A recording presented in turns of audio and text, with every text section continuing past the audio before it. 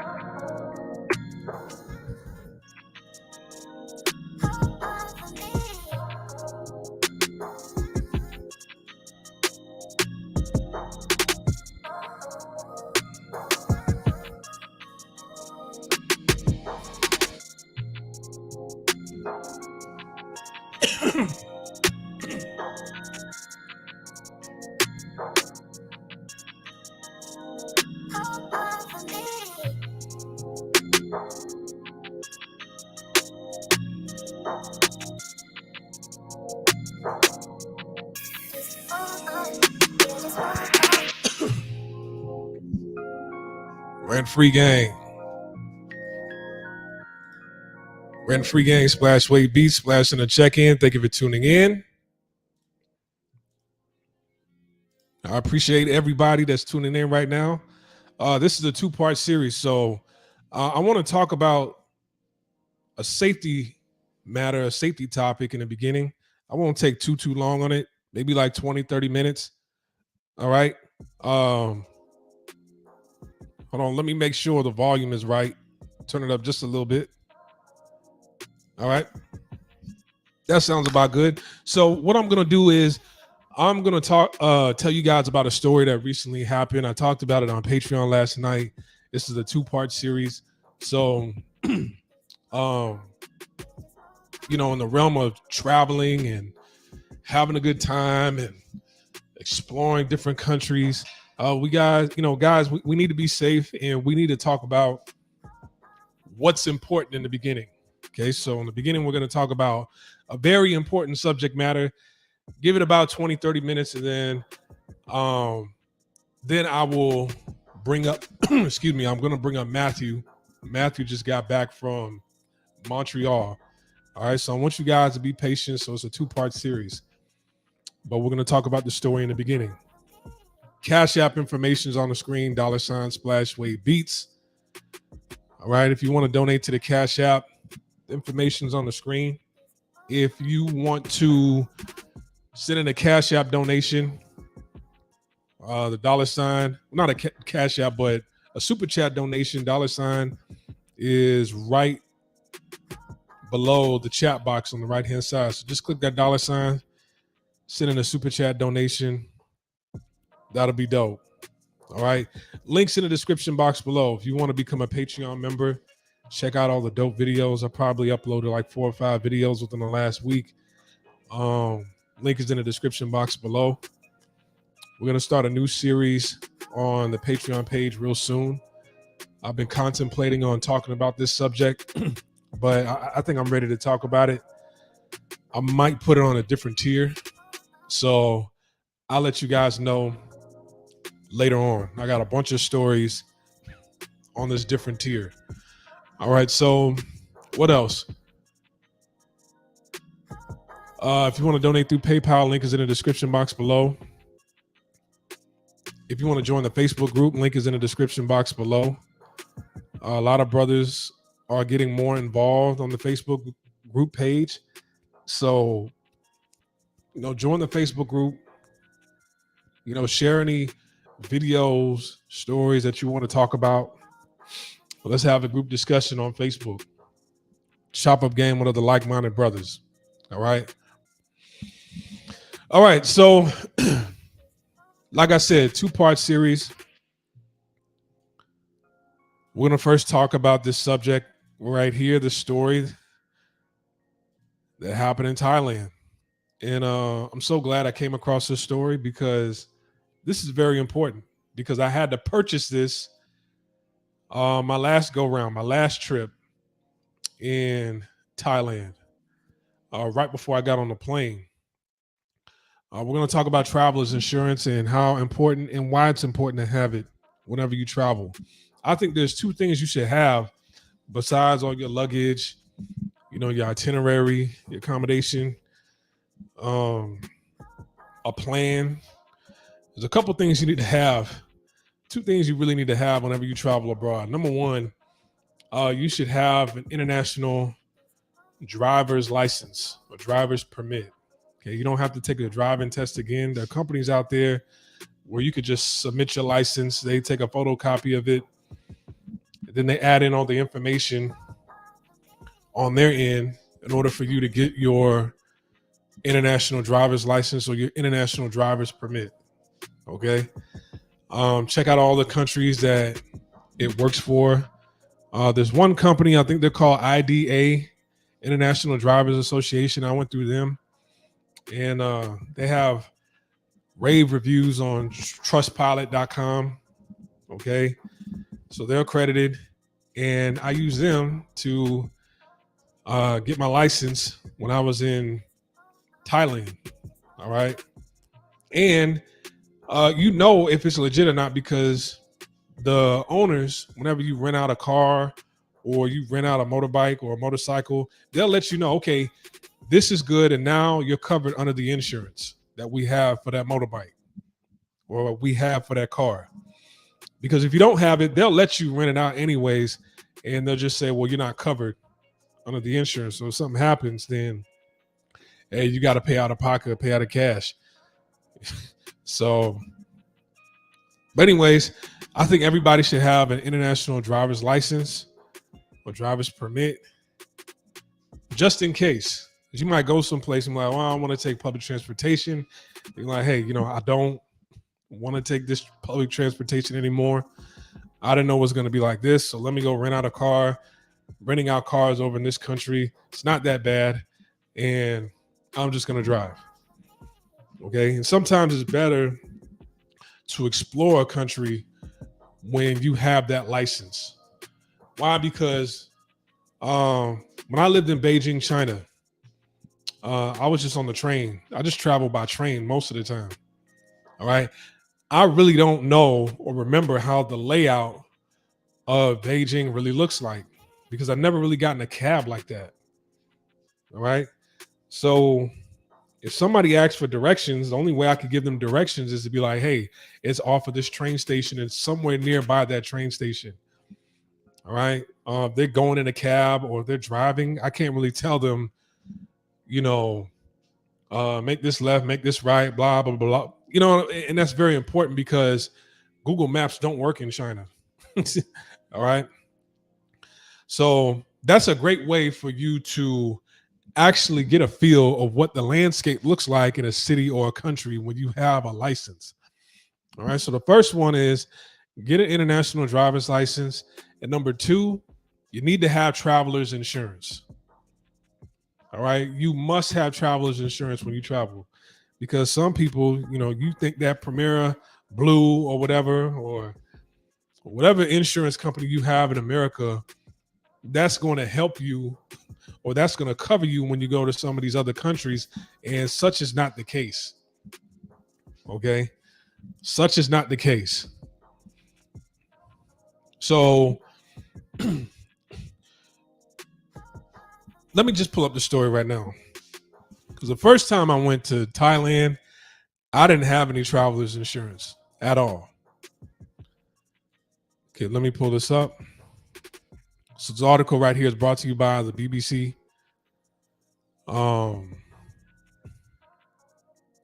BBC News. Okay, woman breaks nearly every bone in face in Thailand. Okay. The first time, because I've been to Thailand 3 different times. All right, the first time I went there, I was there for about a month and a half. I didn't have any health insurance when I went over there. Something would have happened to me, I would have had to pay cash. And if I didn't have enough cash to pay for it all, guess what? I'd have been SOL. All right. The second time I went, I stayed there for about 4 years. I didn't get health insurance until about year 3. All right. I wasn't riding motorbikes or whatever, but still, Thailand is an easy place to like twist your ankle wherever you go. All right.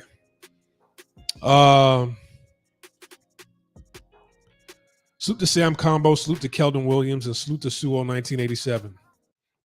Travelers insurance even for Canada. Well, if your health insurance right now that you have covers you when traveling to Canada, then you don't need travelers insurance.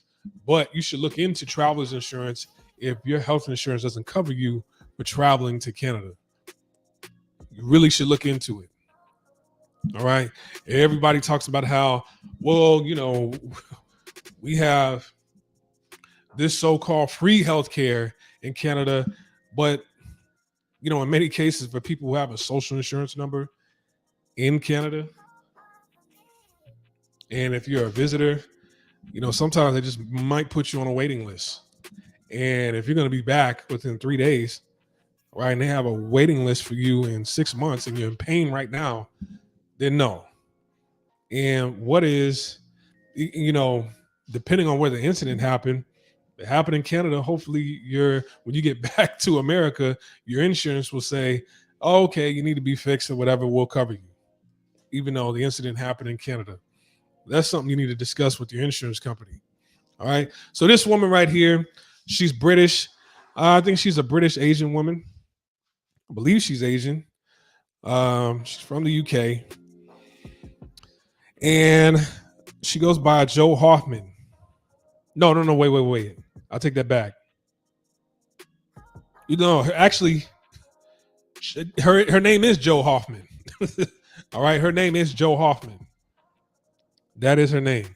Okay, a student is asking for help to pay her sister's medical bills after she suffered a horrific accident while on holiday. Holiday is the British term for vacation, for those that don't know. Okay. She fell off her scooter while in Thailand, smashing every bone in her face. She's currently in a hospital in Khao Samui. I believe that's how you say it. Khao Samui or Khao Samui. Okay, that's the island right off Phuket. Okay, that is the island in Thailand. And I told you guys about going to these islands. Okay, there's very little police presence over there. And who knows, who knows about these hospitals that are out there on that island as well. As a matter of fact, anytime you go to a hospital, I don't care if they say it's the best hospital in Thailand, just know that, you might not get the same level of service at that hospital as you would in America. Okay, in America, something happens, it's like they might pull in different doctors. They might call in different specialists to come work on you if your injuries are that bad. All right. And they're going to do their best to get you patched up. All right. Whereas like in Thailand, I've seen different. China, I've seen different. All right. So she has since found out she is not covered by her travel insurance, and her medical bills could reach over 50,000 British pounds. All right. So I don't know if she even had travelers insurance. They say that her travelers insurance doesn't cover it. All right. But did she even have travelers insurance in the first place? Maybe she has insurance by way, from her company that she works for. Right? Her company back home, she might be covered through her insurance, but that insurance doesn't cover her in Thailand or in another country. Okay? She might have some insurance from the UK that covers like other neighboring countries like Ireland and Germany and Spain and stuff like that. But going over to Asia, nah, probably doesn't cover it. It's not a hospital they can really send her to in Thailand to cover her. So I want to assume that she doesn't have any traveler's insurance at all. Okay. And if she did, she probably had the lowest plan. All right.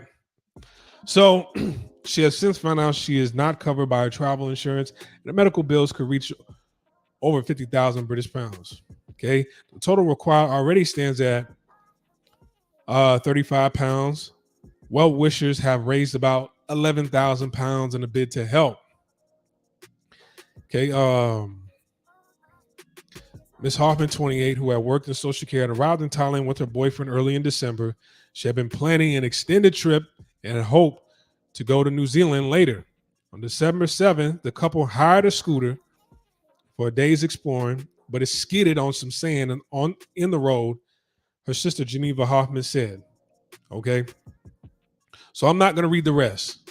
Okay. So I've seen this happen many times in Thailand. Okay. More than likely, I'm going to take a wild guess. I don't know. I wasn't there. So either she rented a scooter or either because she traveled there with her and her boyfriend. So either the both of them rented one scooter or the both of them rented out their own scooters, one for each person. She might have rented out a scooter for herself and her boyfriend probably rented out a scooter for himself, and they were probably both riding together. All right. Or both of them were on the same scooter. Okay. I'm going to assume that they did not get any helmets, or if they did get a helmet, they got a helmet with no face shield and no mouth guard on it. Okay. So when I was in Thailand and Taiwan, I always bought a modular motorcycle helmet. Okay. So a modular motorcycle helmet is still it still covers your entire face, your mouth and your chin. The only difference between a full face covered helmet and a modular helmet is that a modular helmet, there's like a tab you can pull at the bottom of the chin area to lift up the chin and the face shield up so that you can eat or talk to people, or, you can breathe, or if you're not on the motorcycle yet, you can just have it up. And then once you get on your bike, you just bring the face shield back down. Okay, but it's still a full face covered motorcycle helmet. I'm assuming she didn't even get that. If she had a helmet on, it was just one of them helmets with probably no face shield on it. And if it did have a face shield, it didn't have a mouth guard or anything. Okay. That's why when I rented out motorbikes in Thailand, they always had these dirty helmets that have been on a bunch of people's heads and it had no face shield on them. I'm like, how come these helmets don't have any face shields on them? And I would always get the answer that, well, customers think it's too hot. So I'm like, well, what about the rain? All right. So I had to go out and get my own helmet. All right. I had to get my own. I'm assuming this woman probably didn't have a helmet on. All right. Sand, gravel, motorcyclists, scooter riders, that could be your worst nightmare. Ice, rain, oil spills, or substance that's spilled on the road, right? Sand, gravel, that could be your worst nightmare. I'm assuming this is what I'm assuming that happened. I don't know. I'm gonna say this is all alleged. I'm speculating right now. I'm assuming this woman was probably riding with no helmet, and they came across a turn, and the turn had dirt, gravel, everything, sand, as they said in the in the in the article, which makes the road real slick. I think she came across a turn, probably took the turn too hard, going too fast, slipped, fell, might have hit her head, her face on a guardrail or some rocks. All right. And that's how she injured herself. Okay. Now, this is why I always say, man, like if you don't have to get on a motorbike or a scooter or a motorcycle whenever you travel, don't do it.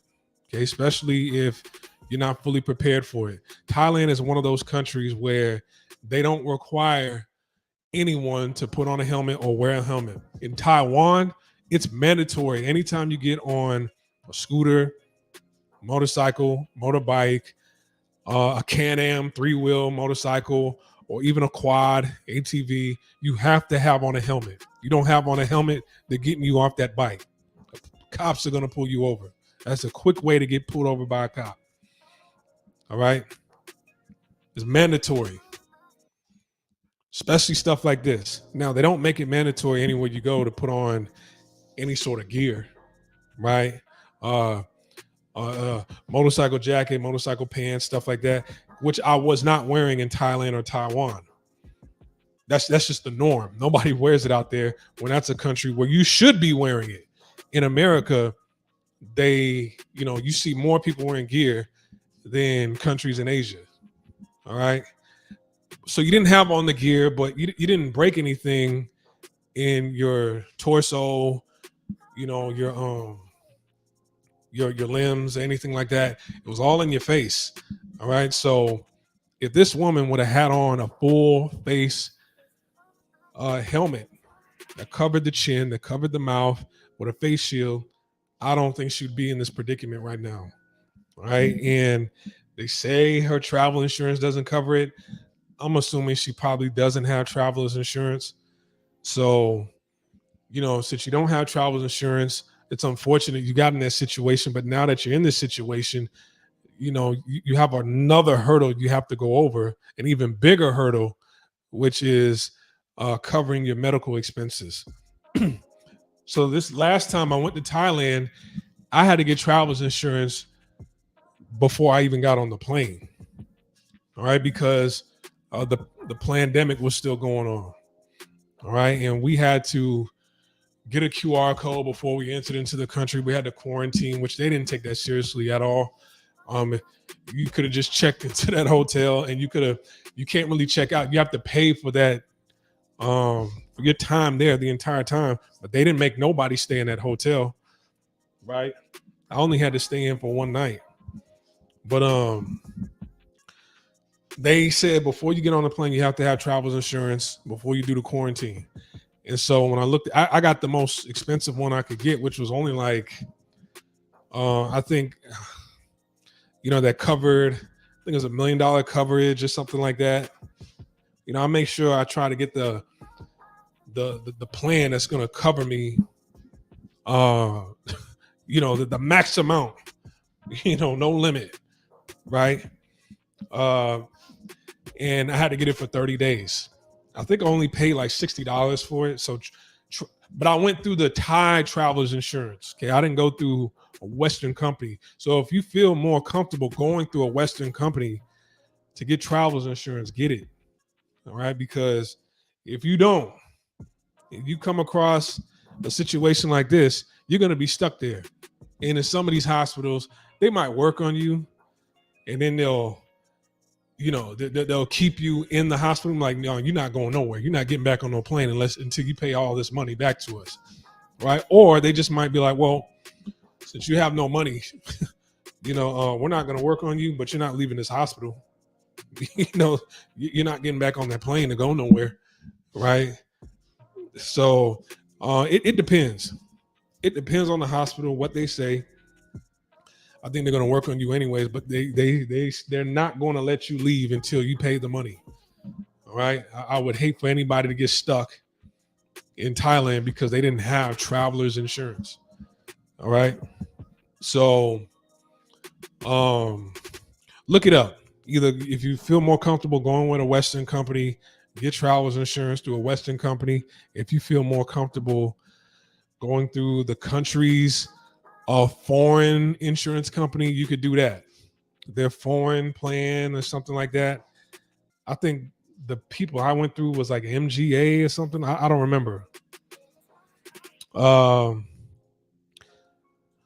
Yeah, people don't wear helmets on these e-scooters either. And occasionally you hear about them crashing. It's almost always bad news. Yes, exactly.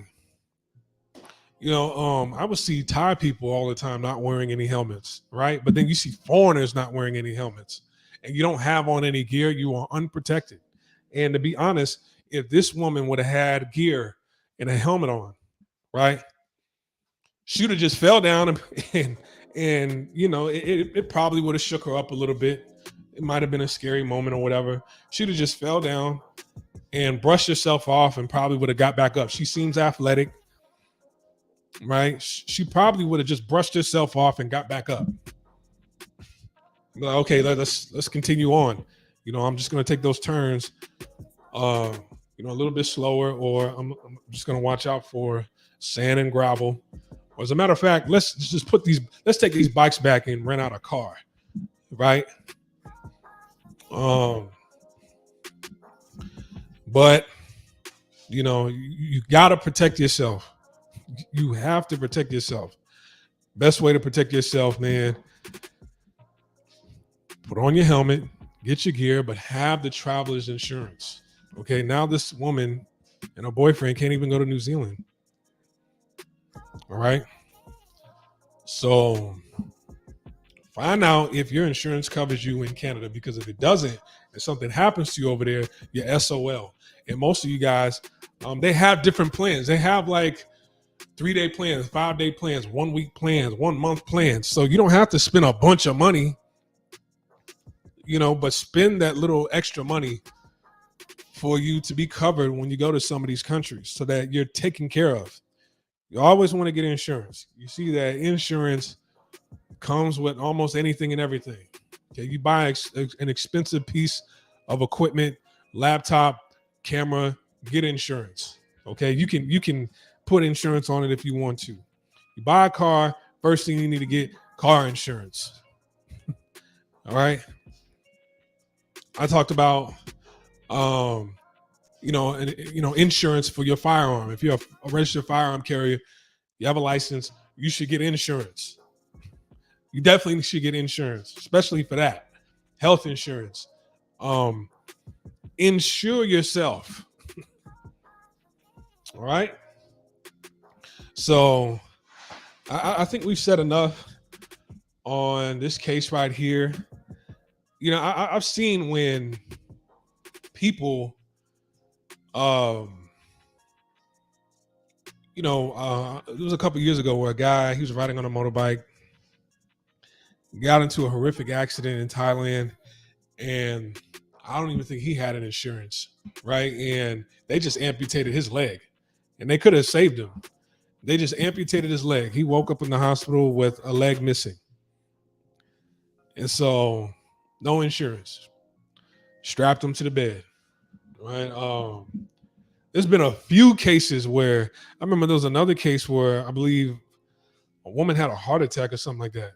She got admitted to the hospital. They worked on her, and she didn't have any insurance. So they strapped her to the bed and like, you're not going back. You're not going back home until this is paid. There's been several cases. So this isn't the first time this happened. This is why I'm telling you guys about it. Most people don't think to get traveler's insurance. They just like, well, I'm going to just get on this plane and enjoy myself. What if something happens to you? A lot of people, that doesn't cross a lot of people's minds whenever they travel. And when you look up how much travel's insurance costs, you be like, oh, I only got to pay $50, $60, $70. So not that much, depending on which country you go to. And in a country like Thailand, you really need to have travelers insurance. Okay. If you want to, you know, you want to wing it while you're in Canada, then all right, whatever. I don't advise it, but whatever. But in a developed country like Thailand, you guys like to go to Thailand, the Philippines, man, no, you better get travelers insurance going to these places. All right. You better get the best travelers insurance money could buy going to some of these places, because they don't care in a lot of these countries. And the only time you are, I guess,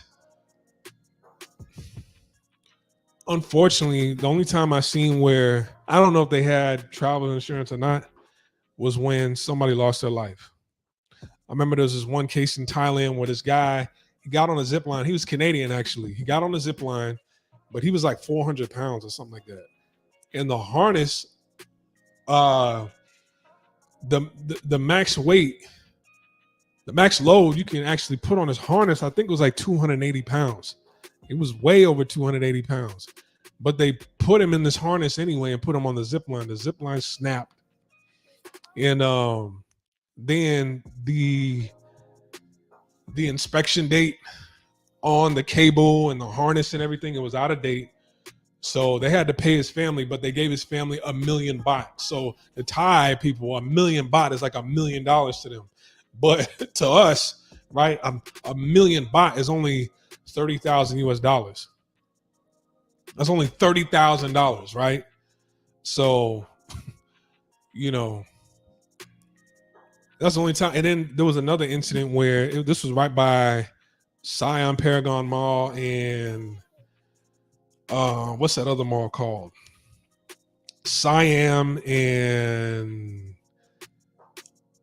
I can't even think of the name right now. What's that? Central World, right? There was a shooting that happened over there. Two gang rivals, they were shooting at each other. They missed each other, right? And some of the bullets hit people that were at a bus stop. There were two Indian brothers at a bus stop. They got killed, right? And then the city gave the family members $1 million baht, right? So to them, that's $1 million to them, but it was only 30,000 US dollars. That's the only time where I've seen them like do a payout for, do kind of a payout for people, but they lost their lives. All right. Injuries. Now, if they would have lived through that, right?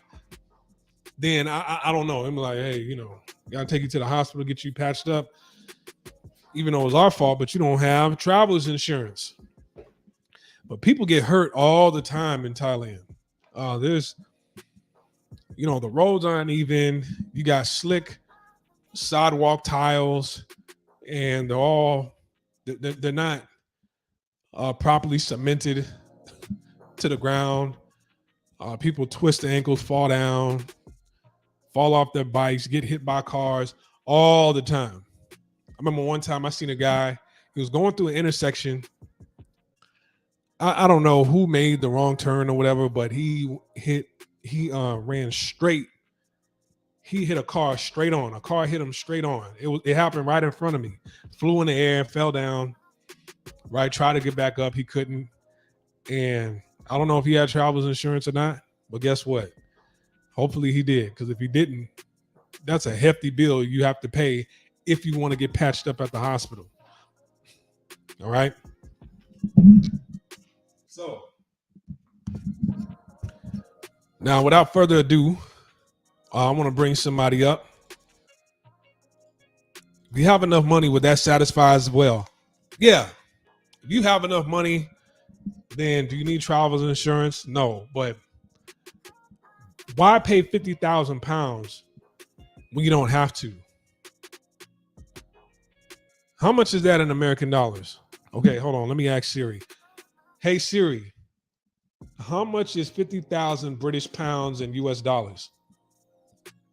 50,000 British pounds is $60,805.06. So about 60,000 US dollars. Why pay 60,000 US dollars when you don't have to? Why pay 60,000 US dollars when you could pay your $100 for the month and be covered and keep your 60,000 US dollars? You see what I'm saying? All right. So what I'm gonna do, I'm gonna drop a link for our brother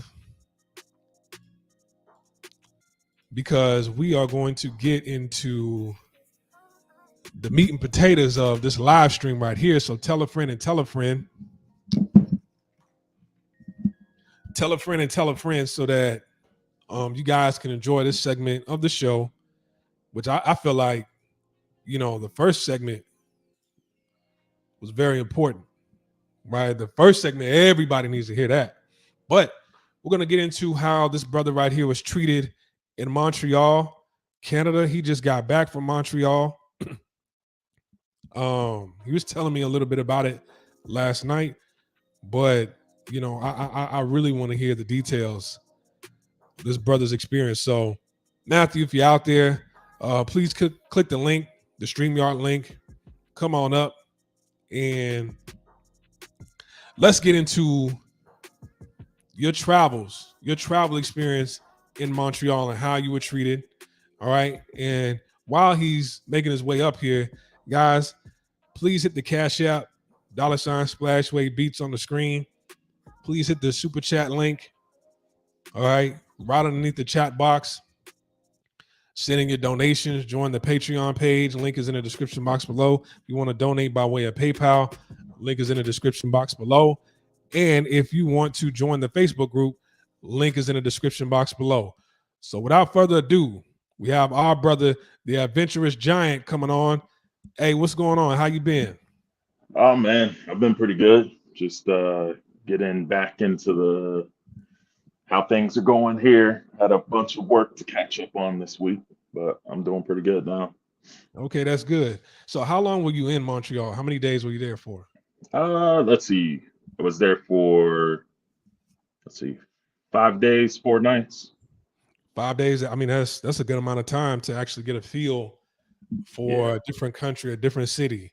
And this was especially your go ahead. yes, especially when I landed and I got to the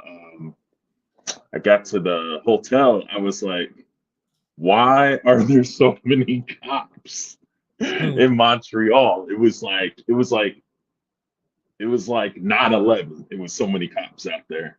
And it ended up being that at the same weekend I ended up booking, it was that like COP 15 going on, which is that like United Nations biodiversity conference. Oh, So okay. they were gearing up to have like thousands, tens of thousands of people from all over the world there to make it an environmental plan. So that was pretty interesting. Oh, okay. Yeah, I've been on Yeah. one of those conferences. I went to the one in Thailand, so I know how that goes. Yeah. Right. When you were there, the weather was real cold. I'm looking at it right now. It's like the high during the day is 30 degrees, and at night it gets to like 20. Yeah, the warmest day was Thursday. Thursday it was like 40. Mm. And then Friday it was like Friday was still pretty warm for them. It was like high 30s. And then when Saturday hit, oh man, Saturday in the morning, it was like -6. Mm. Because that wind chill, those winds got up to like 25 miles an hour and it knocked it down to like -6. And then at the warmest, it was 20. Wow, wow. Yeah. Yeah, because But you guys are surrounded by water out there, so that's that wet cold. yeah, Montreal's an island. Yeah, yeah. So, Yeah. you know, I'm so glad you went to Montreal because from where I'm at, um, the cheapest flight, well, the city with the cheapest flight coming from Houston is actually Montreal. I looked it up. I looked up all the Mhm. cities, and for whatever reason, Montreal had the cheapest flight out of any other city in Canada. So I'm like, Yeah. okay, let me, I want to go there one day. Let me check it out. But I knew you were going there. Yeah. So upon arrival, you saw a lot of cops. It's real cold. Did you book an Airbnb or hotel? I booked the Hilton's DoubleTree. Right, I was right Okay. downtown, across from like where the orchestra and the ballet normally is. Okay. Baller. Yeah, Balling out of man. control. But that's a good spot to be in downtown. Oh yeah, yeah, And yeah. Montreal is not a huge city, so you weren't really too far from wherever you wanted to go to, right? Right, right. I knew I could like walk to some places if I felt like it, but I mostly just Ubered everywhere. Um, Plus, like the American dollar right now, at least when I was up there, it was like $1 is like almost one and a half Canadian. Yeah, yeah. Your money travels a little bit up there. So, so like I was eating like 4 or 5 star, eating 4 or 5 star everywhere. And I was like, yo, this is only gonna end up costing me like $60. Yeah, I noticed that because I looked at your stories on Instagram, and yeah, you ate out a lot. Some of those places look pretty good. So tell us about day one. So did you land in the So morning or at night? I landed at night pretty much. Like I landed at like, well, flight was delayed, so I ended up landing at like 4. Got in at the hotel around 5 or so. Had a I had chatty Uber drivers. That's like what I selected for the thing, just so I could like just talk to people, see like what they recommended, things of that sort. Um, I got in the hotel, kind of changed clothes a little bit because I had reservations to make for dinner at this place, Joe Beef. Really popular with all the like famous New York chefs and other chefs that all had like travel channels and Food Network shows and stuff. Right. Mostly like Anthony Bourdain, David Chang, guys like that. And so I went over. I took a Uber over there. Got a seat at the bar, and I kind of like assessed the situation. Hostess was pretty nice. That was like one of the nicest women encounters I had while I was up there. Mm. Chatted stuff, coat service, whatever, and just sat down to get a meal, and just kind of like everything was in French. The whole menu's in French, everything. So I was like, hey, like this is my allergies. I'm allergic to fish, so as long as it's not fish, I'm like, hey, I'm willing to try it. Oh, okay. And So I when you yeah, I say had you have reservations, did you just have reservations by yourself? You didn't go with anybody? nah. At first, I had reservations for 2, but I wasn't able to pre-lock anything down. So then I just changed it to 1 and just decided to wing it. Oh, okay. Man, I was like, I'm going up somewhere new. I'm pretty chatty. I'm like, I'll just wing it because I'm just trying to talk to whoever I come in contact with. Um, Ended up another guy who was also American. He was sitting next to me, an older gentleman. He had like he was up there for that conference. He owned oyster fisheries. Mm-hmm. So he was up there on that conference to kind of see what they were doing, like with fish and wildlife and everything. So we had a really good conversation, whatever. Then he bounced. I was just talking to the people that worked there. I saw some of the women on to the right of me. One was like, bigger chick, tons of tattoos, Mm, look like trash. mm. And then like, but I noticed that like a dude that was working there, like whenever he would like drop some food off nearby, he would come by, give her a hug, and hang out. I'm like, oh man, come on, brother, man. Why y'all always ended up with these like just super fluffy, not cute at all women? And then she was at the edge of the bar. It was another chick. She had like leopard print hair, but it was like green and Oh, black. It was so strange. and this was the first night you were there. Yeah, yeah. This was the first time I was there. It ended up being like my reservation was for like 9:30. They closed at 10:30. I ended up Oh, being there hanging out till like about almost 1 o'clock. Oh, okay. because I was chatting with like the people that worked there.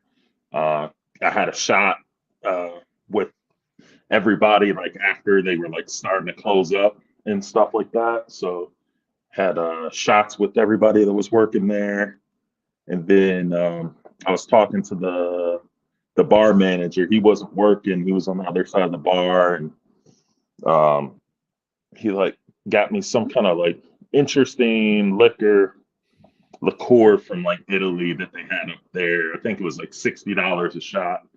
What's the And name of this restaurant again? this is Joe Beef. Okay. Joe Joe Beef. Beef. I want to pull it up. Yeah.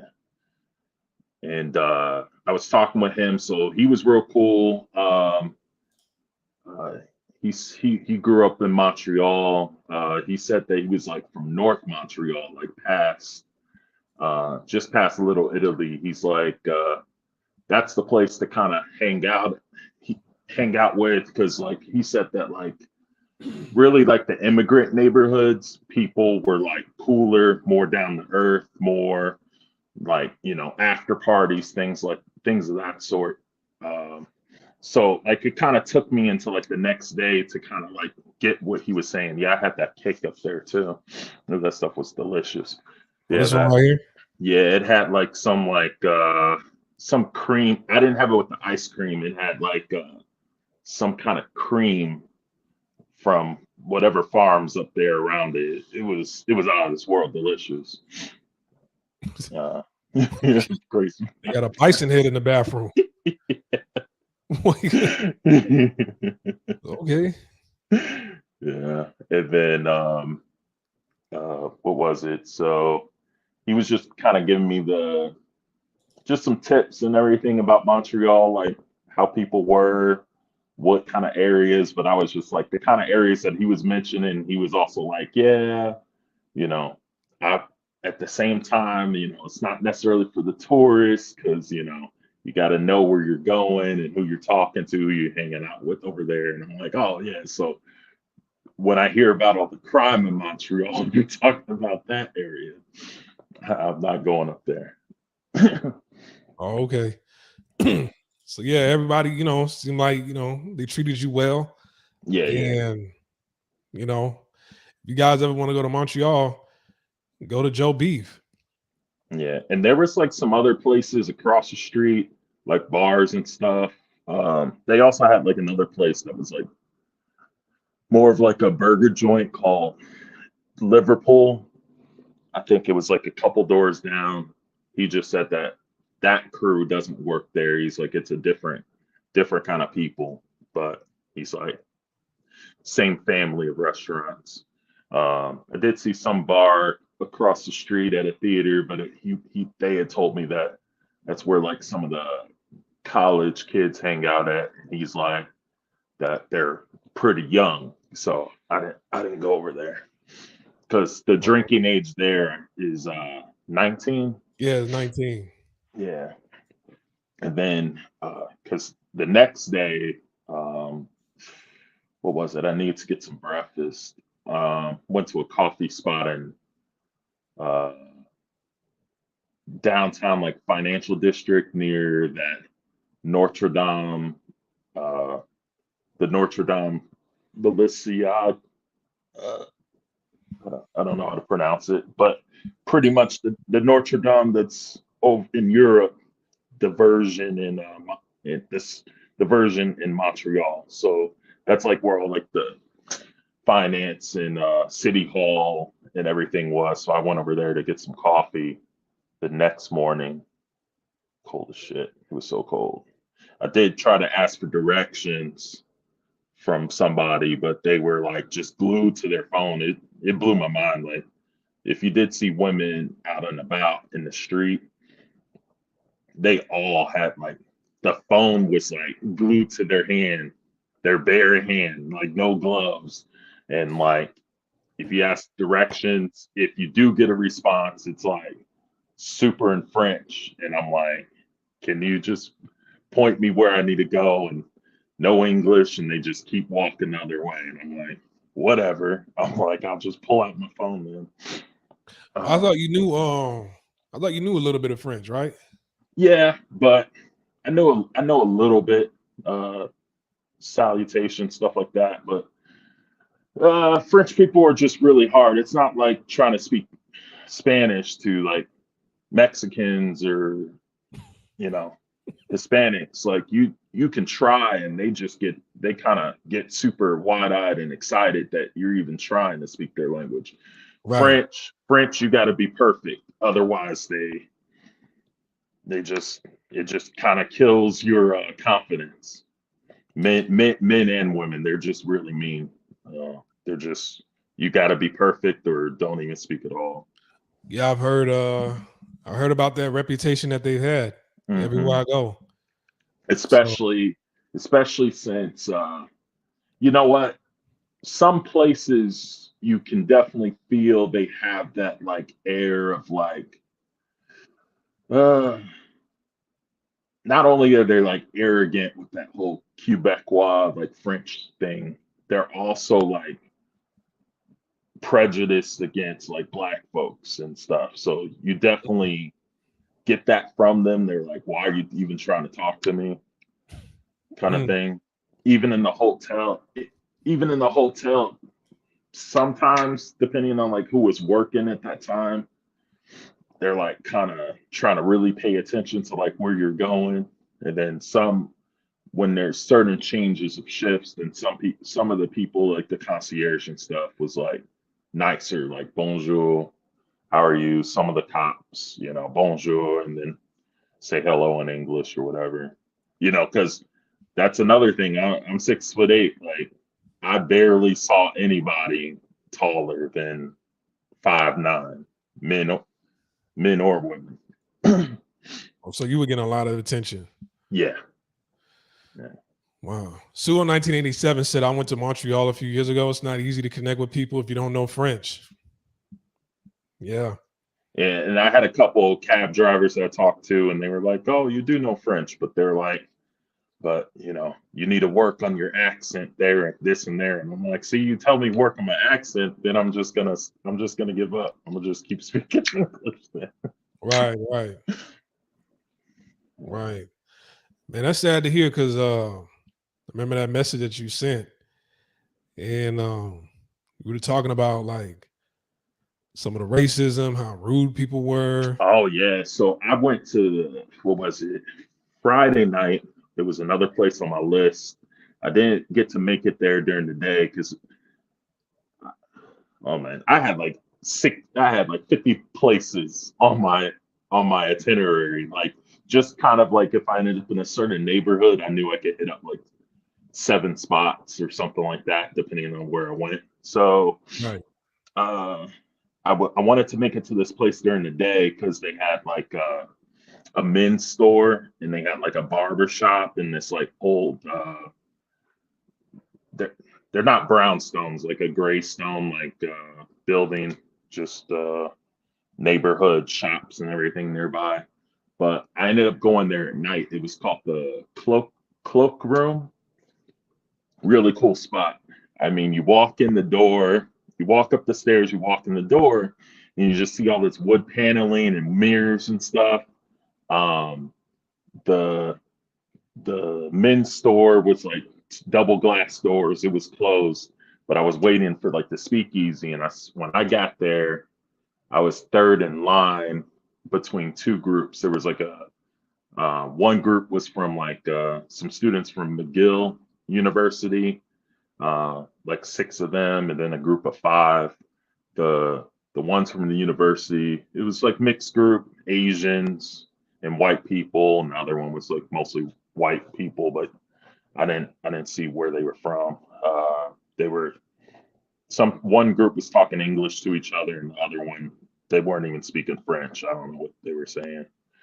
But I had asked like how long the wait was, if they had heard from anybody, and they said it was like 25 minutes wait. And I was like, oh man, do I want to wait? And I'm like, I'm gonna wait. That's not too bad. I already ate, so I'll just hang out, see what happens. If because people were like starting to leave because I heard it was a small place. One of the guys that was working at Joe Beef, he said it only sits like 20 or so people. But he's like, it's a cool place just to go visit. So then, let's see, the group of five was able to get in. Then it was just the group of six, myself. Then I saw these like two older ladies. They came in. They were probably in their like 50s. And they were asking how long the wait was. And they tried to like walk in front of me. And I was like, oh, where are you going? And she was like, oh, you work here? We're just trying to get in the speakeasy. And I'm like, in another life I did, I've worked doors. She's like, oh, I didn't mean, I didn't mean that. She's like, you just look like a doorman. I'm like, why? Because I'm like, what? I'm like, there's nobody in this city that looks like me. And then she's like, oh, don't take offense. I'm tall for a woman. I could work as a doorman. I'm like, and I said, in no establishment that I've ever worked at. And then she was like, oh, I didn't mean anything. And her friend was like telling her to just shut up. And then there was this other guy that I'm chatting with that came up behind them. Ended up chatting with him at the speakeasy. He worked at Snapchat. So different company, but we did like similar kinds of work, even though he was more on the marketing side and more on the business side of IT. Oh, okay. Yeah. So, unfortunately, you had a negative experience at a spot. Woman, they try to play you like you was a doorman. They try to cut. Then they played you like you was a doorman, and so that's a step above a microaggression right there that you had to deal with. So, I know that you went to a concert, right? Yeah. And how did that concert go? Concert was cool. It wasn't that packed. I mean, it was probably like 100 or so people up in there. The show was great. The performance was phenomenal. I ended up going there.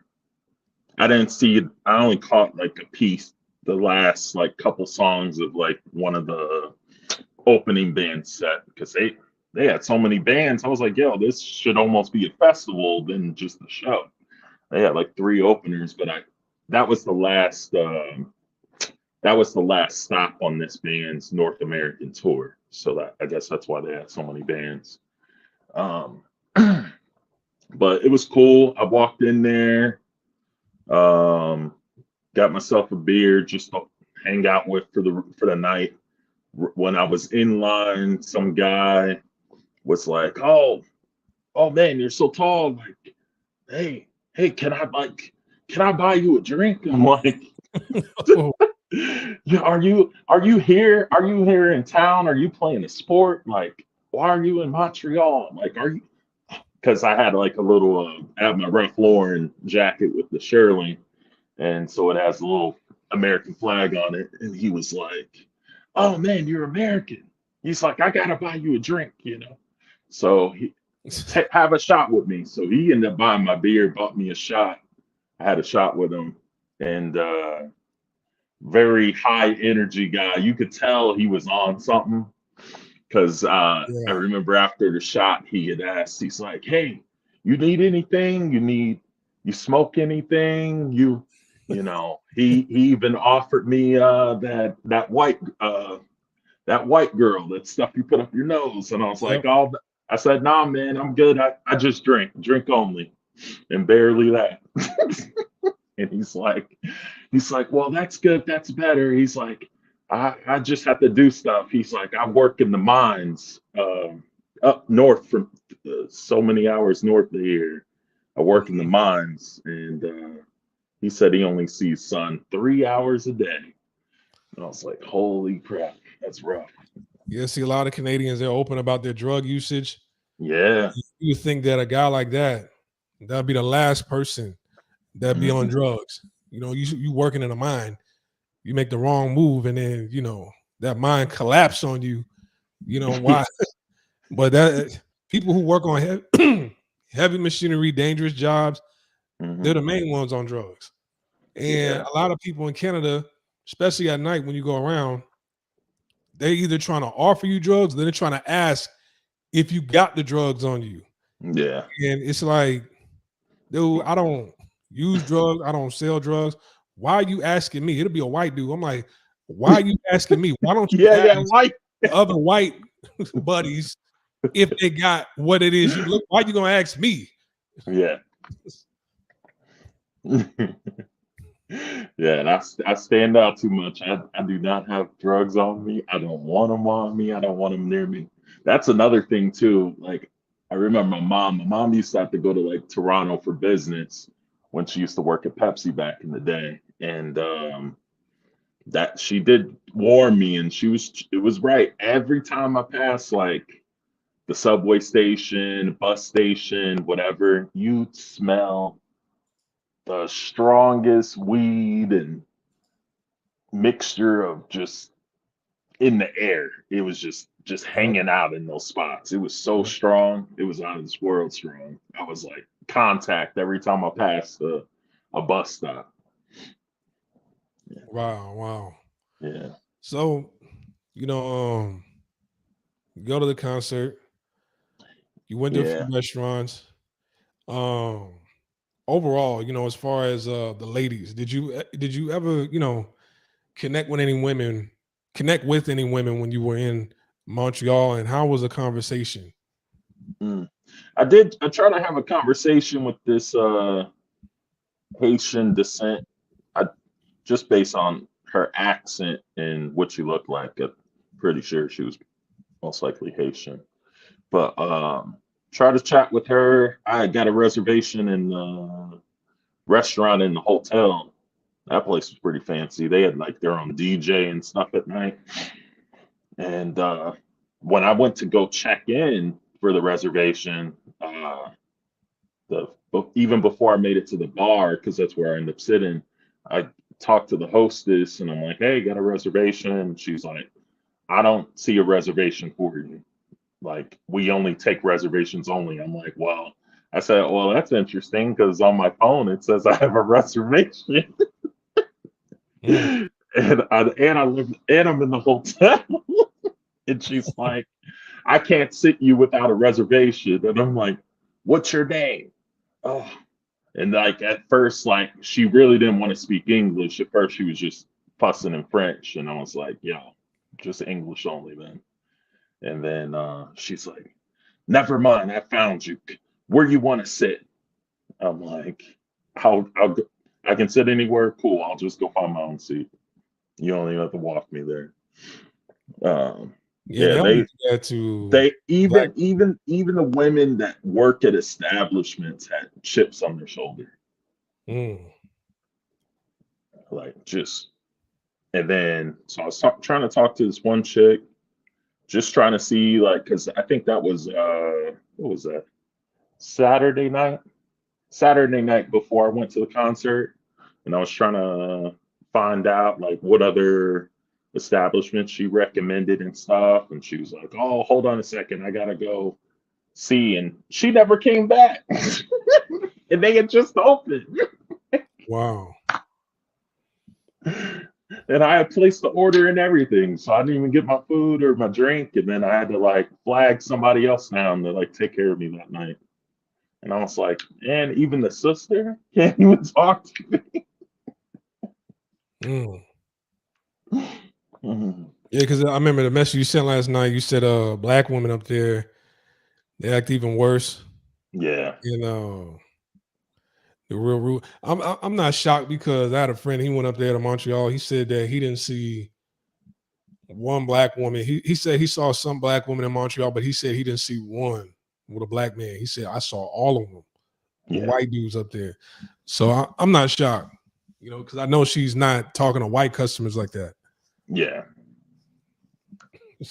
yeah. And I mean, I was in one of the most expensive hotels in the city.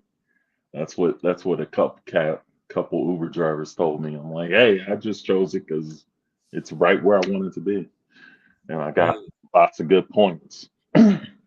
So when you try to connect with women, They had a real snarky attitude. Yeah. Oh, They were and then rude. so I ended up because I was like, yo, like I've already spent like 2 days here going by the seat of my pants. Like, let me. I hate to do it, but let me download the apps because I haven't had them for months, and I'm like, new profiles, new algorithm, new everything, right? So I download the apps to see if that would help, right? I hadn't seen the apps that fake in years. Like, I Mm. kid you not, like the profiles didn't even have the like simple verification, and like the women on there, you could just tell they were bots. They all looked like Russian mail order brides or like IGOF models that just are always on like yachts and taking pictures in skylines that don't even exist in Canada. Yeah. And I was just like, I was like, all right, maybe that's just the first few. Let me keep going. I even had because I ended up downloading all three, Bumble, Tinder, and Hinge. On Bumble and Hinge, it got a little bit better, but like Tinder was like just straight, just super fake. I was like, wow, this is really bad. They're not even on here. Uh, Yeah, I noticed that. Like, I think some of these dating apps is like, I think they put people on there that probably not even alive anymore. Just yep, to have fake yep. accounts, and Hmm. you know, they'll have these fake accounts like you, and then when you match, they don't say anything. Like, oh, okay. Yeah, yeah. So that that that wasn't an outlet either. And let's see, even I really didn't even see that good looking of women unless I was like near one of the universities uh, out there. But Mm. And they yeah, probably weren't even from Montreal. nope, nope. Because a couple times, like I said, that one speakeasy, that was the night where I saw like a bunch of Asians out. You know, they were just speaking their own native languages.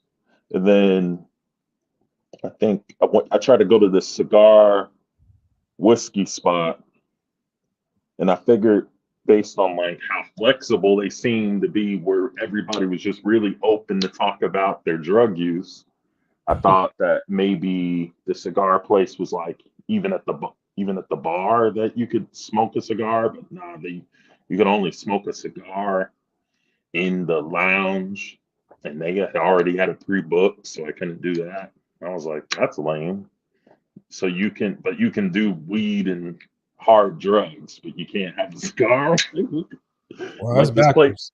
I'm like this place is ass backward. Yeah, drugs only. Yep. Man, Yeah. so it sound like Montreal wasn't really what you expected. And Nah. for others, would you recommend anybody else to go over there? Nah. It sadly it seems to be that what people say, like the French and Quebecois people, like they're just really cold. They're as cold as many cold months that are up there. Yeah, cold as the And weather. yeah, and I mean, in some ways, I'm like, yo, France gets knocked down even further on my list. Why would I want to go to their motherland if this like not even pretty French people are like in the language sense is just not cool, and it's a shame because I had a lot of fun up there in the sense of just things to do, things to eat, the architecture, the museums. There were so many places I wanted to stop and visit and pop in shops I wanted to pop in and out. It was just too freaking cold. Like after a while, get in the car. I'm like, yo, take me back. It's too cold to be outside. I've reached my limit. And Mm. even though I was dressed warm, I mean, the that my that wool jacket I had and my gloves. It was cool, but like it was the directions because they weren't lying either. That Montreal has 2 seasons, winter and construction. There was so much construction, like even taking directions, you'd be like, yo, like, why is the walking directions telling me it's going to take me 40 minutes to walk somewhere that's only a half a mile away? And it's like, because there's no direct route with the construction, it like has you like going 4 blocks this way, 3 blocks over, 2 blocks up, and then like almost making a U-turn to get to where you want to go because the sidewalks are under construction, the roads are under construction, crazy steep hills everywhere. It's crazy. So you Yeah, so almost you almost have to take public transport or cab to get around because it's not really a walkable city. oh wow. Yeah. Wow. So the only people you really connected with was that Joe Beef spot. And Yeah, most of Joe them, B. I Yep, guess they Joe. really weren't from the heart of Montreal. Nah, they were from North Montreal, Oh, okay. just past Little Italy uh, area. Area. I did walk past Chinatown, but it was mostly closed. A lot of the businesses were gone, or it seemed to be like half of Chinatown was seasonal with like little pop up shops and stuff. But um, I talked to that guy from Snapchat. He said he was in Little Italy. He said that he thought he was coming up on some cats, and this was during the late afternoon before it got into evening. He was like, "Oh, I saw like a collection of cats in this alley." I thought. And the closer I got, I was like, "Those aren't cats; those are rats." He's like, "There's more rats in freaking North Montreal than they are in New York. They just congregate on the sidewalks and stuff." And I was like, "That's that's super nasty. Forget that. I ain't going up there." Oh wow. So and there you have it. So, it's kind of disappointing because I thought that I was missing out by not going to Montreal, but it seems like I did myself a service never Yeah, going over to that city. no, no, it ain't worth it. Um, not at all. Save your money. Go somewhere else. I hate to hear that. Now, I Yeah, think Ottawa wasn't well, yeah, Ottawa wasn't too far, but it's kind of a distance, you know. yeah, I'm kind of like, man, if Montreal's like that, is Ottawa any different? You know, or Quebec I City? I heard I talked to somebody. I think some lady. She gave me the rundown. I went to this deli that made these like flat top sandwiches. They weren't pretty sandwiches, but they were delicious. But she gave me a lot of history about Montreal. Uh, that her family immigrated there in like the 1920s, and she was like third generation to own this little flat top little deli in the corner of Mile End neighborhood where like all the Jews and all the other Ukrainians back in the day had uh, immigrated to. So she gave me a lot of history, a lot of great knowledge, and how to move around there, just different things. But she said that, yeah, she's like, you can tell if people are bilingual, and if they're bilingual, they'll be a little bit warmer when you go in the establishment. If the people behind the counter are talking to each other in English, then you're pretty much okay to have a pretty good time. But she said if they're only speaking French, she's like, yeah, that's what a lot of people say that tourists and everything that they are very cold here. Mm, That's somebody telling me whose family's been up there for 100 years. So okay, yeah, it's like a battle between the people who are French and the people who, speak English. yeah, yeah. she said it even went through like the church, like the Protestants versus the Catholics, Yeah. and like that ended up being that like um well, Catholics spoke English, Protestants were all French up there, and um, they kind of even were creating division for people's young children and everything on like what schools you could even go to. So Sounds like Ireland. it's pretty ingrained. It's a battle that's still going on, even though English is beating out French up there. But the ones that are down with the French, they're doing everything in their power to fight it. Yeah. So I'm gonna stay clear away from Montreal. Yeah. Uh, save your money, fellas. Save your money. But I did meet a couple people, and they did say, because I said that I was going to go to Vancouver in May for a different show, and they were like, I think the Snapchat dude said it's one of his favorite cities in the world, and that guy, he was like more of one of those like digital nomad type of IT people. I think he was in the Philippines for like 8 months and stuff back in 2018, right before they got that tsunami or hurricane or something. He said, but he was all over. But he's like I love Van City. I go there as often as I can. So Vancouver still has a lot of big pluses. So I'm still just treating the Montreal thing as like a little more francophone than Canada. So I'm trying not to let that count against Canada. Just some Okay. weird francophone stuff. So the Sam Combo, he said French Canadians like to drive down here to New England to shop and explore.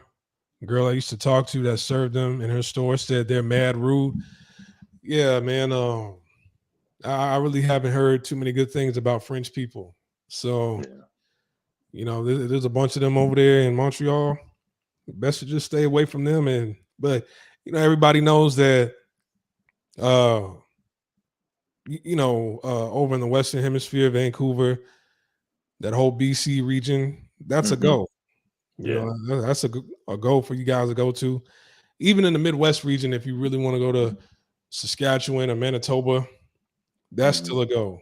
It's just not as appealing as a Vancouver, but I still feel like you guys will have a good time and find what it is that some of you are looking for. Yeah. Um, Montreal, on the other hand, I don't even know how it still exists if everybody acts like that. Hmm. But Yeah. so when or if you're going on, your next trip to Canada, when and where are you going to go to? When's the next time you think you'll travel outside of America? Let's see. I had already bought tickets to the concert. I still have to buy my airfare, but the concert's May 7th, which is a Sunday. So then I've already kind of checked my schedule, see what's going on at work and stuff. But May 4th to like May 9th, I'm thinking about going to Vancouver. Okay, May 4th. That's Yeah, about 5 months from now. yeah, Man. I mean, the weather should be good by then. Weather's yeah, not bad right now, even right now in Vancouver. But May 4th, bet yeah, I'll still be here. So hopefully I'll try to make it over to Vancouver before then and yeah. give everyone an update. Because I was thinking about trying to go to Toronto for a show, but that show was gonna be late February. But they're come that same artist I wanted to see. They're from Toronto. They're gonna be in Toronto late February, but then they're actually coming to North Carolina in early March. So I might just wait for them to come down here instead because it'll Oh, okay. because it'll still be cold up there. Yeah, And yeah. and if that's the case, depending on how the dates work out, I might go to the Arnold Sports Festival in Ohio in March. It's that bodybuilding show. I've always wanted to go to one of those. Oh, okay. Yeah, Toronto is probably even more cold in Toronto than Montreal Yeah. because right by that huge lake, Hmm. um, it was a violent cold in Toronto in the wintertime. I do not advise anybody to go to Toronto in the winter time, but there's a lot of women that were thirsty out there in the malls and in the Oh, club when I yeah. went. Because the lady from the deli, she told me that, what was it? Toronto's Toronto, it kind of had weird rules like Connecticut. Like you can't get alcohol there after like 11 or midnight or something. So she said starting on like Thursday, Friday night, people from Ontario start making their way to Quebec because in Montreal and surrounding areas, those bars don't close until like 3, 4 o'clock Friday, Saturday, Sunday. Mm. Yeah, so they like migrate over, and she's like, you can totally tell because there'll be brighter personalities versus the people in Montreal. Okay, yeah. So Quebec City, you gotta head on over there. Hey, salute to Maurice Branch. Where you been at? Where you been? We thought you left. Where you been? Kevin Miller, did he approach any women? Yeah, he said that earlier. You got to go back, listen to it again. He approached women, but said they were pretty rude over there. Uh, Yeah, I approached, I asked for directions a couple times, even though I didn't really need directions. I asked different people that worked at different establishments and for tips and stuff like that. And they didn't want to have a conversation. mm, man, that was, yeah. Women on the other side, on the West, Midwest, they're the exact opposite. Hmm. You know, most of them they come up to you. Yeah. So, yo, Splash, what made you start using a real picture? I just felt like it. I just felt like it.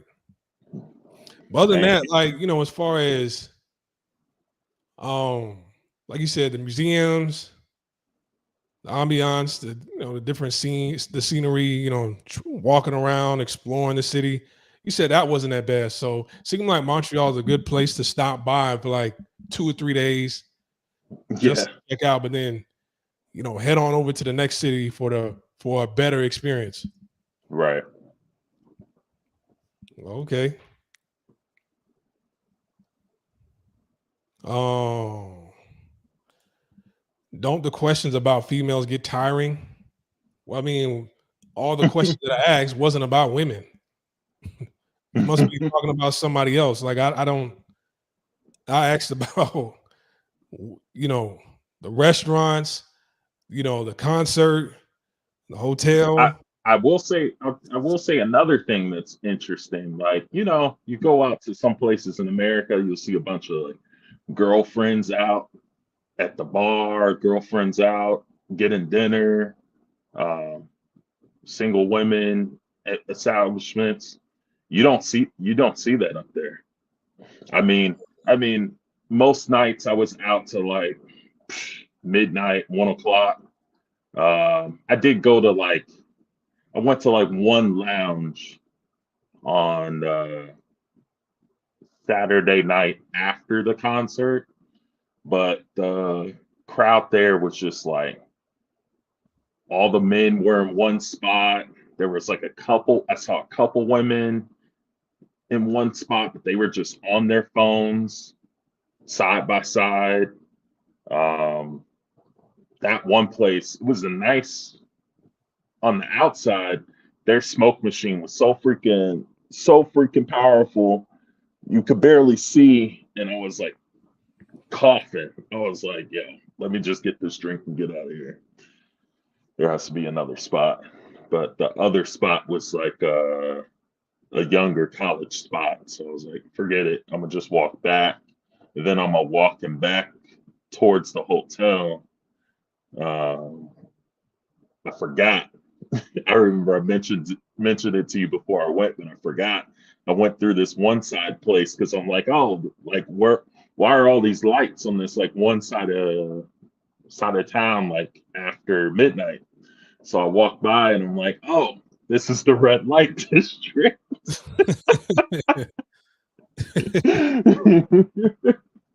And I mean, nobody was outside because it was cold, but you could see like in the windows all the advertisements and stuff. And I was like, yeah, Oh, okay. not going up in there. There was like one sex shop that was so huge. I mean, it looked to take up like half of the block. Oh, wow. Yeah. Wow. And they're probably not even friendly. No, probably not. Man. So is there anything that you want to add? On top of anything you forgot to tell us, or anything any advice you want to give to people that are listening right now who are thinking about traveling over to Montreal? Let's see.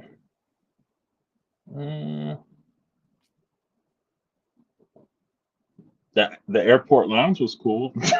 That's about it. Man, it was that bad. Yeah. Pretty much it's like one of those places you go and you're like, let me hope I run into some other Americans just so I can have a good conversation. Oh, wow. Yeah. That's sad to hear. So guys, hey, if you want to call up and ask Matthew any questions, click the link right there and join in. And there's like 14 people watching. Can you please hit the like button? Please hit the like button. Let's get this video up in the algorithm, also that other brothers out there can listen to this, because this is very important. I think brothers who are thinking about going to Montreal, they really need to hear this and think twice before they go over there, because this place doesn't sound like a place I would want to go to. Somebody's looking out for us and helping us out. Man, hit the like button. So, man, I don't know, for whatever reason, for years living in Canada, like I never wanted to go to Montreal. Like I actually thought about going, but I never actually went on ahead and booked a ticket to even go over there. Yeah. Now that I'm hearing this, it's like, man, save your money. Maurice Branch said just about to go to Montreal, but not sure, man. Nah, like, I don't know if you probably caught the tail end of the stream, but you go back and listen to it again. Sounds like you should not go. Unless you're just somebody that says, I want to go everywhere and see everything, then yeah, go. But, to have a good time, nah. Doesn't sound like a place black men should go to. Now, originally that group you were that you saw at that concert, you were originally going to see them in Iceland, right? Let's see. No, not that one. Oh, it was a different one. Yeah, it's a different one. Iceland probably would have been a better trip.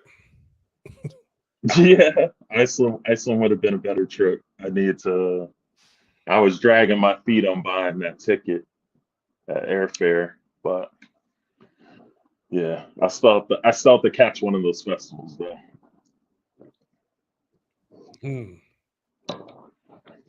Heck, or I just gotta see what's going on. Maybe if I don't catch one of those festivals, I was thinking maybe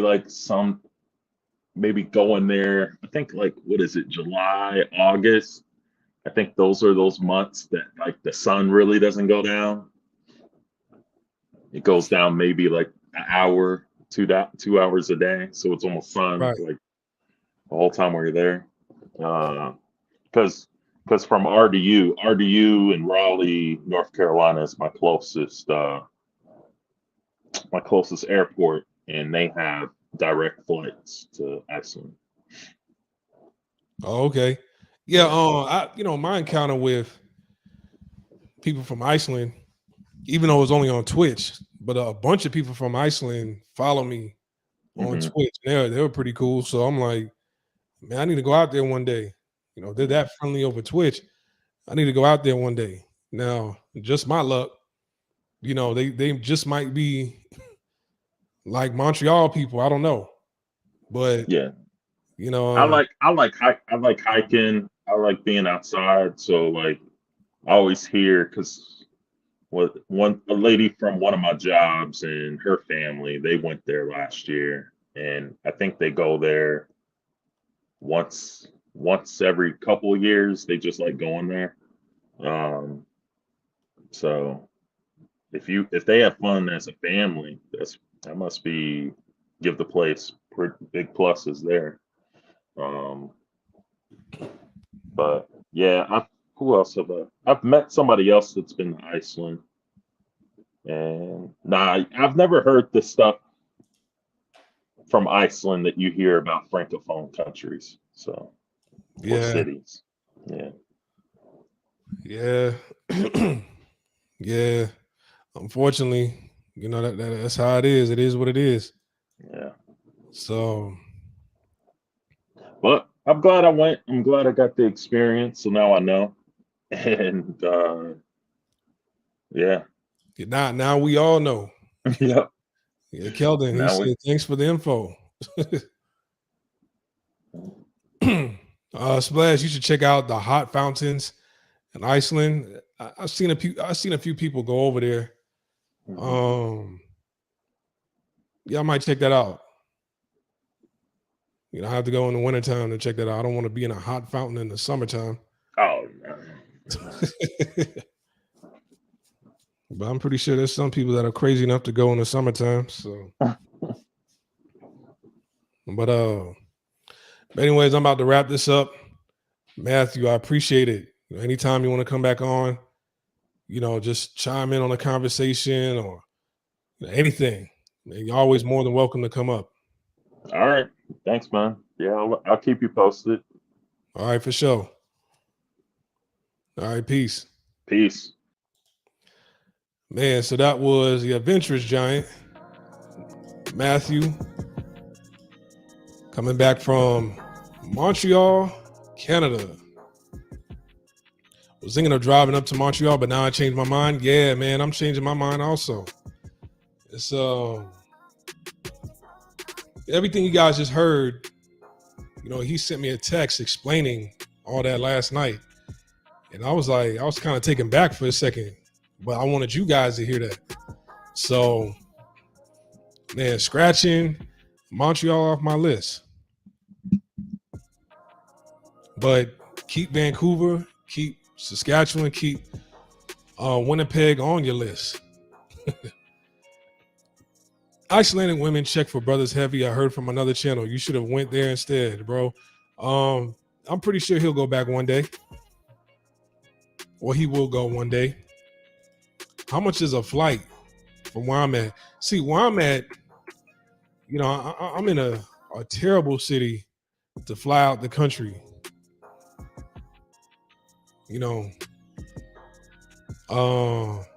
Iceland. Let's look at some prices. A round trip ticket. Nah, they're going for about 1,000. Okay, 800. Yeah, between 800 and 1,000. So, I definitely would like to go. I wonder what the cost of living is like over there. Yeah, this picture, I took this photo in Hong Kong. Okay, so if you see in the background, it's the Tian Tan Buddha in the background. You got to go up a mountain to see that Buddha. One of my best traveling experiences ever. I would say that I have to be top 3. As a matter of fact, let me pull it up on. on Google.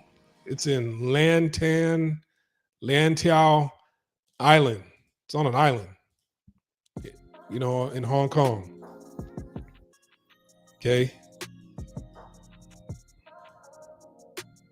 Instead of digging through my photos, let me just show you photos on Google. It's like 200 and something steps to get up to the Buddha, I believe. All right, so these are the gates. I have a picture of that. There was like cattle up there as well. Huge horns. They were just chilling. They weren't trying to run anybody over. They were just chilling, eating grass. There were several of them up there. So I believe this is like over 200 steps to get up there. It's a workout.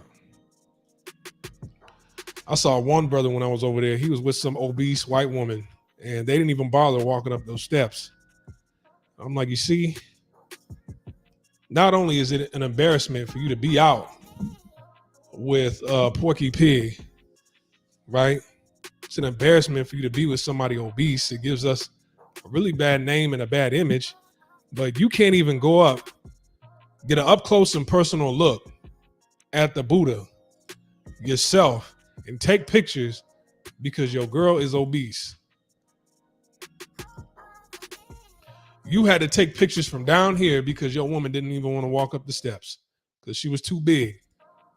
All right, so yeah, like I said, there's cattle up there just chilling, minding their business, eating grass. And they have gift shops. There's actually a Starbucks up there on the mountain. I took way better pictures than this. As a matter of fact, I need to share my photos. I need to post my photos up here. That's a nice photo. But my pictures and everything look way better than some of these photos right here. Oh, I guess they were doing some work. They had the scaffold out there. That would suck to have to go and travel up there on a day when you want to see the Buddha and then you see all this in front of it.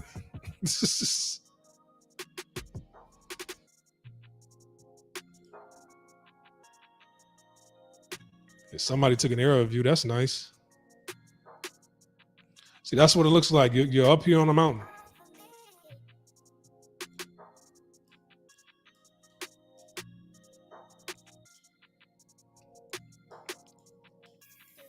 All right. So you go down here. You have the main gate right here. Then over here, these are the gift shops. And there's a gondola.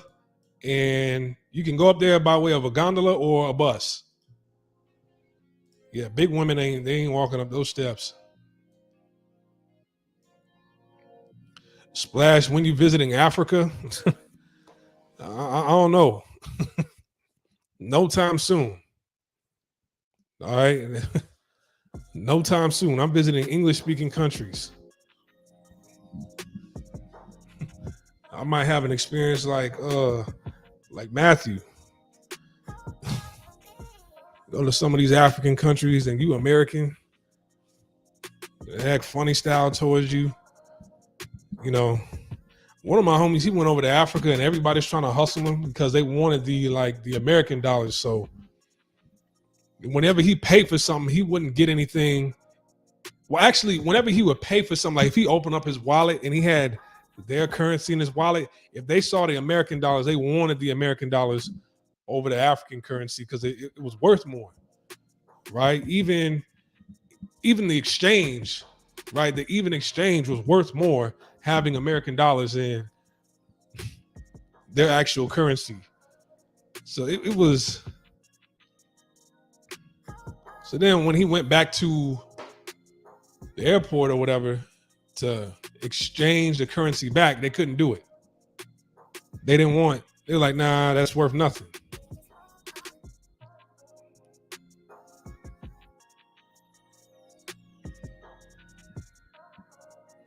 So I don't know. I'm not I don't think I'm gonna go over there anytime soon. 100% true. How's everything going in Korea? You busy right now? About like 9:30 in the morning over there. No, actually, it's the weekend. It's Sunday. For a second, I thought you was at work. You busy right now? You have time to talk?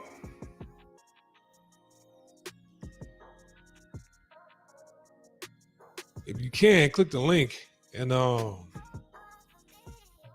come join the chat.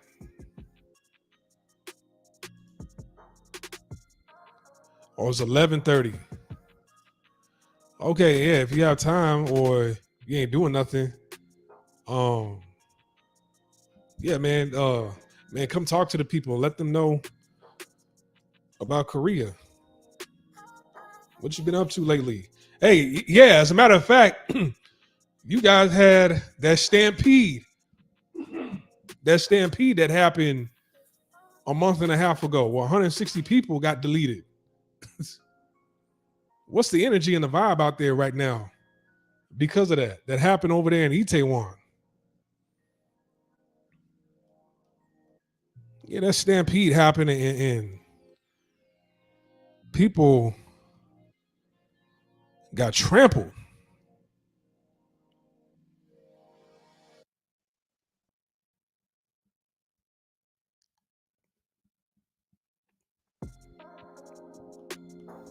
Yeah, 100% true. Where you at?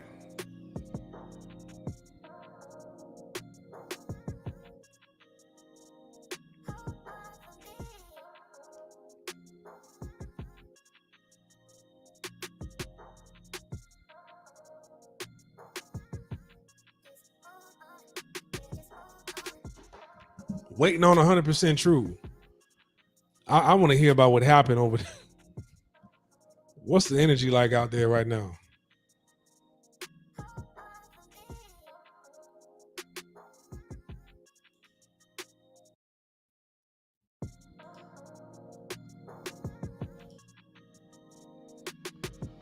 Yeah, 100% true. He just disappeared.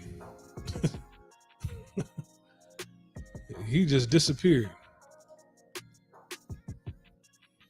But anyways, yeah, and, to give a quick recap, um, when you travel, always get travel's insurance. See if your insurance right now that you have, hopefully you have insurance right now. See if it covers you in, see if it covers you in Canada. If it doesn't, whenever you travel, even if it is Canada, plan on getting, plan to get travel's insurance. All right. Book everything in advance. Make sure you have insurance. Make sure you're covered because you never know. All right. Look what happened in Korea. 160 people got deleted because over nothing. Right. And, let's say people that got injured, let's say there are people who made it out alive through that, but they got injured. If you were one of them, you don't have insurance, guess what? You're going to have to pay cash. If you don't have the money, guess what? You're not getting back on that plane. And your bills are just going to pile up day by day by day till eventually it's probably just going to lock you up. Okay, here we go. 100% true. Hey, what's going on?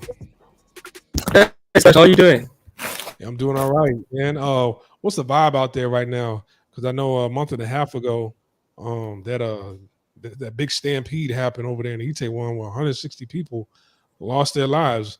What's the word on the street about that right now?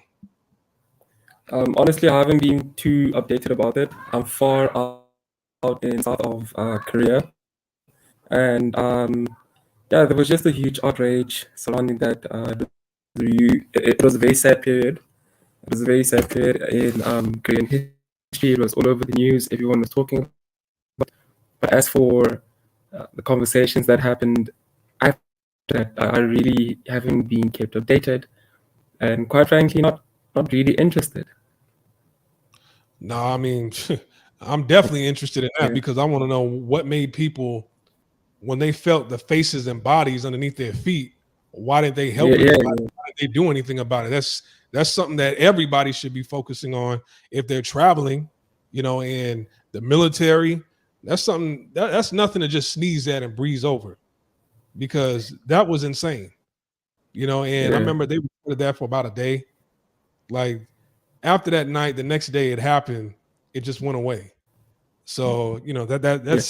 that's insane. Because me personally, whenever I went to Seoul, I remember the first time I went to Itaewon, I was just like, I don't ever want to come back here. I don't know. I don't even know what's the hype about Itaewon, me personally. But Why? for the fact that that did happen, Yeah, yeah, yeah. no, no, no. This is something in history I'll never forget, because when people over there, they want to wag their finger, and the experience that you gave me before about some of the women, um, it seems like the racism a little bit more covert now. I don't want to hear anybody wagging their finger at black folks over there anymore. You know what I'm saying? Especially coming Yeah. from them. But Splash, before the ETA1 incident, you said that you didn't like the city. Say that again. You're What's the cutting thing in that and out. you don't? Your audio's cutting in and out. Say that again. Oh, so sorry. So sorry. Wait, can I please restart my laptop? Okay. Yeah, just give me 5 minutes. Okay. Okay. All right. So we're gonna bring 100% True back. I think he's gonna hit us up through his he said he's gonna switch from his phone to his laptop. So 100% True, whenever you get back on, let us know. He's still in the waiting room for now, but he said he's gonna switch. He's gonna switch from his phone to his laptop.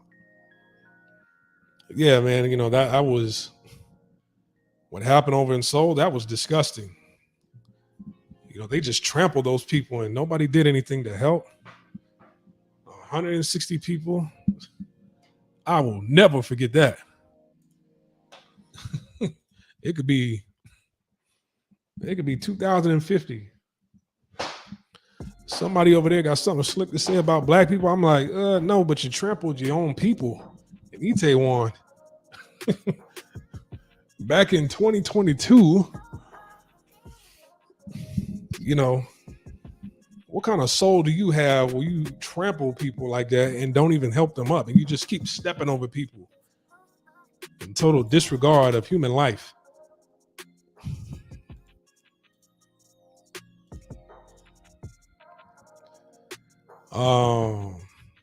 Maurice Brand double the step to 400 step. Woo. Yeah, because you got to go back down. Well, you got to walk all the way up you got to walk all the steps, then you walk around, because there's statues at the foot all around the Buddha statue that you're going to take pictures of. Then you got to walk back down.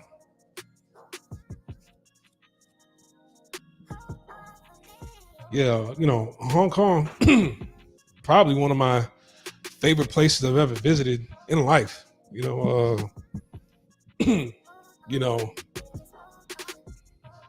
have to say,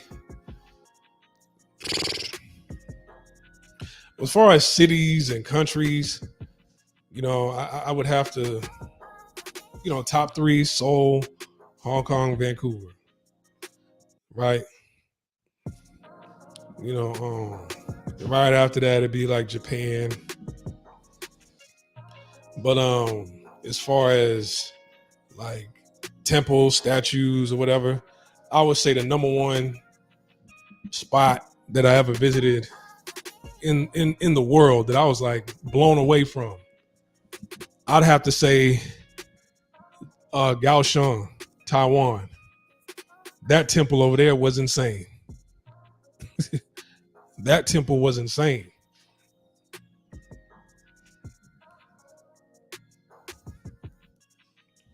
I remember that day. It was, man, I would say the temples in, I would say the one I don't know. That's a close call. Like Tiananmen Buddha in Hong Kong versus the Buddha statue in Kaohsiung, Taiwan. Oh man, that's a close tie. That's real close because I went up a mountain for Hong Kong, and you know the greenery was real nice, and the weather was just perfect. But that one in Kaohsiung, the weather was perfect, you know. But man, like the little details that I saw all around. Now I probably have to give it to the one in Kaohsiung. I might have to give it to the one in Kaohsiung. Kaohsiung was insane. What are your travel plans in 2023? Well, I do want to go to Iceland.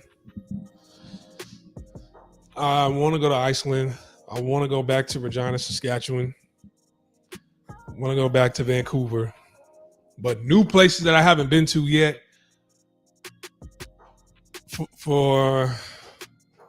I don't ever want to go to South America. All right. For whatever reason, I just never want to go to South America. I bet South America is probably like a violent version of Thailand. You really gonna need travelers insurance in South America. You guys going over to Brazil and Colombia, you're really gonna need travelers insurance. I don't ever want to go to South America. All right, but Iceland, and I want to pick one of the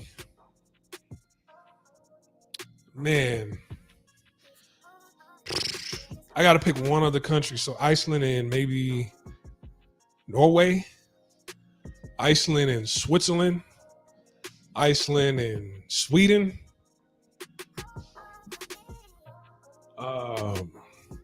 Iceland and Spain. But Iceland is definitely on the list. I definitely want to go to Iceland at some point in time. You know,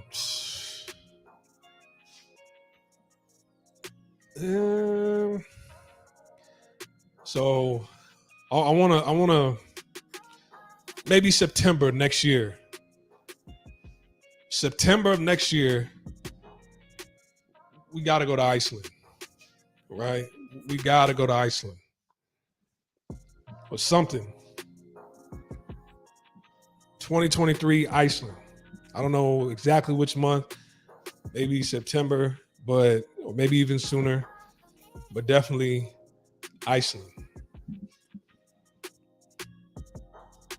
You know, hopefully one of you guys travel over there way before me, you know, within the next 30 to 90 days, hopefully, so we can get some intel. But for whatever reason, Iceland has always been calling me. You know, but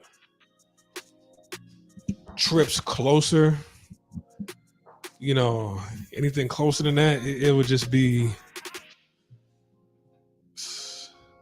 you know, probably, I know all you guys are going to Vancouver right now, but I know more people in Regina, Saskatchewan, so I'm going to go there. Poland? No, I'm never going to Poland. I'm never going to Poland. I don't even know why so many brothers are so obsessed with Poland. I'm not saying you, but a lot of guys that I speak to that try to head over to like that European region, they always say Poland, but these are mainly guys who've never been to Poland. The brothers that I've heard that have been to Poland before, they don't like it. They say it's extremely racist. But guys who've never been to Poland, they want to go because they like Polish women. And I'm like, I've never seen a dime from Poland. I'm like, can you show me some pictures? Can you show me an example? And the pictures they show me are like these anorexic, scrawny, hideous looking women. I'm like, that's the best you show me? So I've never really heard any good things about Poland. I've seen some pictures. It looks okay, but I don't know if I'd ever go. I would never go to Poland. This is me personally. Countries I want to go to: Norway, Sweden, Finland, Switzerland, Spain, maybe Germany. I want to go to Italy for the art, only for the art.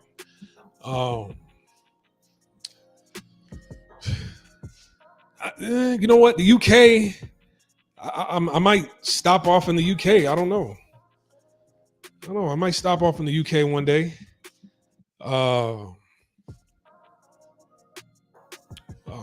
Iceland, like I said earlier. And that's about it. I've seen everything I've wanted to see in Asia. I don't want to go to South America.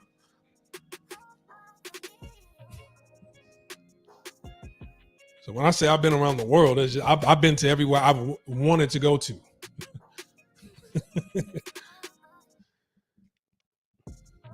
Check out Norway Splash. I'm going there in March. Have you been there before? Is 100% true calling back up? The only reason why I haven't ended the stream because I thought 100% true was going to come back on. He said give him 5 minutes, so we'll give him a couple more minutes. Guys, if you aren't subscribed to the Patreon page, you're missing out on a lot. I just posted up a brand new, actually, last night I posted up a brand new video. It's about an hour long on Patreon, so you guys are missing out. I wish I could go live on Patreon. Can you do that? Well, let me Google it real quick. Can you do my streams on Patreon? Once you have set up your stream, go back to the browser page that your Patreon account is on, where you have the option to test your live stream and check how it will display. Set up a live stream post. You also have the ability to schedule a live stream, or I guess you can. I might have to schedule live streams on Patreon. So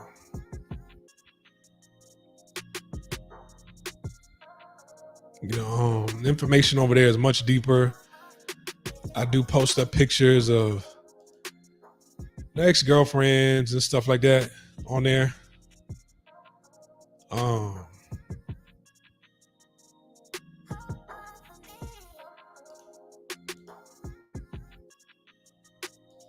So yeah, we'll get a little bit more personal on Patreon, but check that out. Check it out.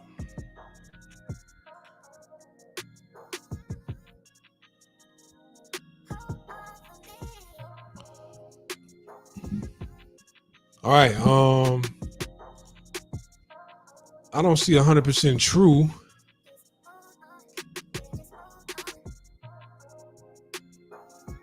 It's been over 5 minutes, so I'm gonna just end the live stream right here. I waited a while. I didn't know if he was coming back on or not. But guys, I want to thank you for stopping by, listening to the live stream. Thank you, Matthew, for joining and giving us your input on Montreal. This will help and save a lot of brothers out there from, what you went through. I'm sorry to hear that you went through that. I don't want any brother to have to go through that ever again.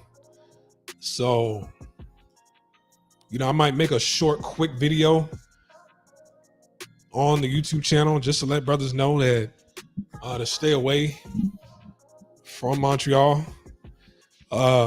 Because by the time we started interviewing Matthew and he got to the part where it was just like, hey, this is how they treated me, this is how they spoke to me, this is how, this is just how it was over there. It was about 45 minutes in, 45 minutes to an hour in. So I might make a short video directing people to go to the live stream just to let them know, like, hey, stay away from Montreal. All right. So I want to thank Matthew for joining. I want to thank everybody for joining in the chat room. Thank you guys for hitting the like button. Thank you guys for being subscribers. If you're not a Patreon member yet, then check out the link in the description box below. If you're not a Facebook member yet, check out the link in the description box below. All right. Now, if you're watching this on the playback, hit the like button or the Cash App on your way out. I'm over and I'm out. I'll see you guys next time. Peace.